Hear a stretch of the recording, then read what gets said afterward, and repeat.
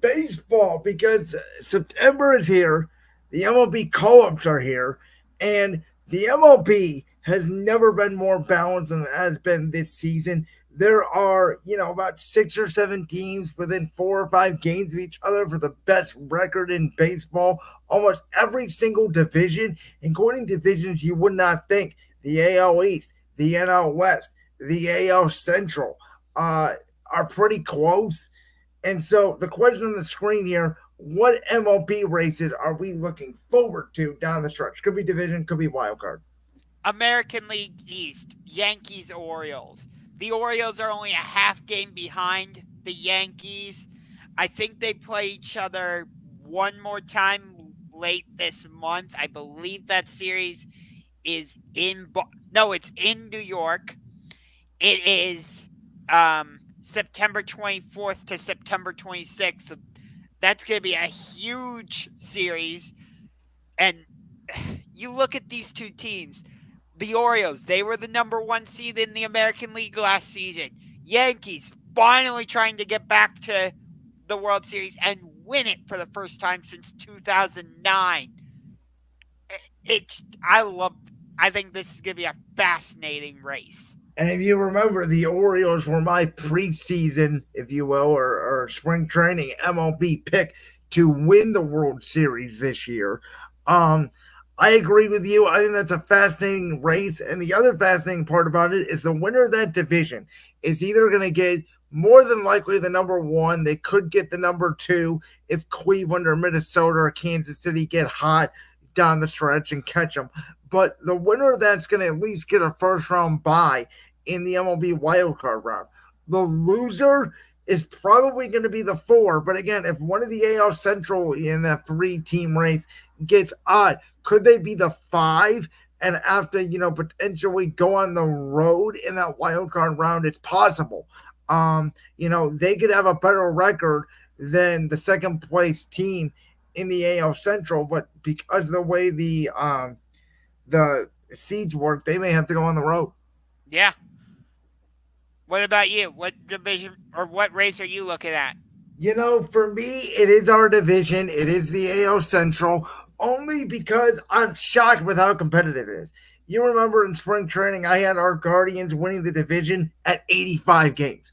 I thought Minnesota was going to have a down year. I did not think Kansas City was ready to compete. Boy, was I wrong. But this injury to Kansas City's first baseman, Vinny Oh, Pesentino, Pasquantino, yeah. Escondino could be a big injury for Kansas City. They've now lost, I think it's 6 in a row. With us now playing them as well again tonight and tomorrow night. Cleveland back on a hot streak after they were falling off the wayside. Me and Josh talked about this last week off the air. Kansas City at that time, had won, I think, 3 straight against Cleveland. And, I said Kansas City may end up winning the division. And here we are a week later, and they're 3.5 back. So I don't know if any of those 3 teams could win a World Series. I don't think any of them have the pitching to do so. But that race is going to be fascinating because if you're Baltimore or if you're Houston, who's now looking like they're going to pull away from the AL West, do you want to play at Kansas City or Cleveland or Minnesota? Depending on the right matchup, I mean, we know in baseball, whoever gets hot is usually the favorite. Yeah. I'm also looking at the NL wild card race because it looks like San Diego and Arizona are most likely going to grab the top 2 spots. But then you have teams like the Braves, the Mets, the Cubs are still in the mix, St. Louis, San Francisco. The battle for that third wild card is really where I'm looking because we've seen the Braves do this where back in 2021, their general manager, I forget his name off the top of my head, but he made all those trades, reworked the entire outfield, and they went on to win the World Series. So we've seen the Braves do this, but they're dealing with a number of injuries again. Can they hold on? Can the Mets catch them? Is there a world where the Cubs could potentially catch them? The Giants are still in the mix. The Cardinals. So those are a lot of blue blood franchises with a lot of playoff experience. And also, don't forget, Arizona was a wild card last year, and they made it to the World Series. Texas, I believe, was a wild card team, and they won the World They Series. were, and I want to point this out about Texas. This could be for Guardians fans. This could be for Phillies fans. This could be for Dodgers fans. They end up losing that division. People forget last year in September, the Texas Rangers flat out collapsed, and they lost the AL West on the last day of the season after leading it from day one. They lost it on the last day of the year to Houston, and they still won the World Series. And you can make an argument they might have had an easier path in the wild card round. So, I mean, yeah, because they had to go to Tampa Bay, who, who was falling apart because of the Wander Franco issue, yes, and there was like nobody in the ballpark anyway. and they still have not recovered from that. By the way, No, the Rangers probably aren't going to make the playoffs this season, for God's sakes. I mean, so you take a look at it; it's really anybody's ball game. As I said to kick off the segment, there's going to be 12 MLB teams to make the playoffs. I think you can make a case all 12 could win the World Series this year.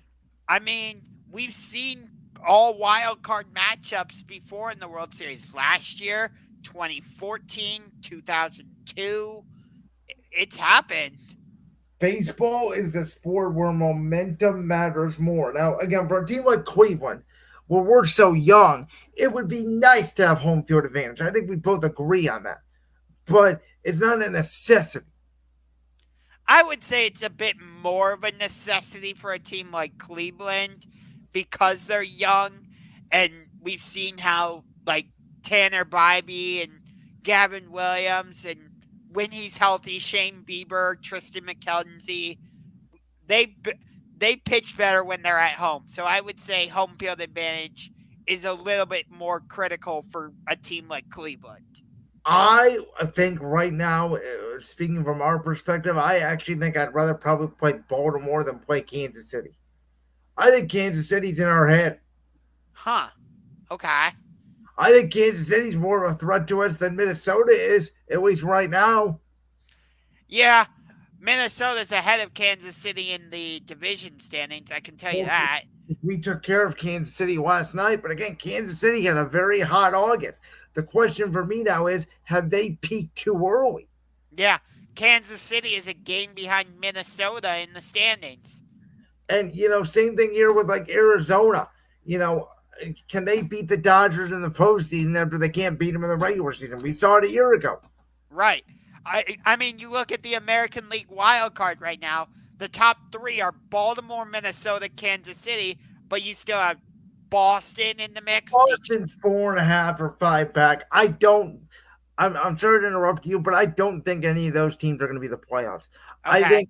I think that whoever loses the AL East will be a wild card, and whoever doesn't win the AL Central, those will be your other two wild cards. Okay. I So think you don't think like Boston, Detroit, Seattle, none of them factor in?